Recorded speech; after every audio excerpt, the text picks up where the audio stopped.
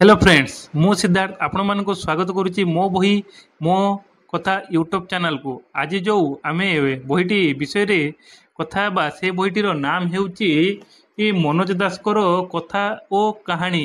ए बहीर लेखक होचंती मनोज दास जी की जातीय एवं अंतर्जातीय स्तर रे ख्यातिनाम लेखक। तेबे ए बहीटी केंद्र साहित्य एकाडेमी तरफ प्रथम ओडिया गल्प ग्रंथ भाव में पुरस्कृत। तो ए बहीर पब्लिशर होचंती फ्रेंड पब्लिशर विनोद बिहारी कटक। ए बहीटीर फास्ट एडिशन 1971 मसीहा एवं जो लेटेस्ट एडिशन टी देखुं 2023 प्रकाशित पाई सारी।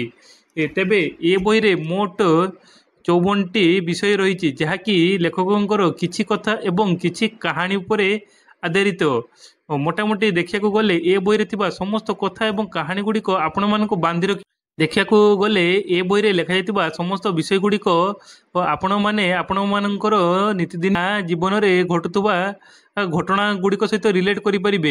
तेबे मोटामोटी देखा गले ए बहीर मूल्य 300 टंका जो जहाँकि आपणकर मूल्य को जस्टिफाइज करिवो कारण ए बही रे थिबा पेज क्वालिटी एवं प्रिंटिंग भारी भलो।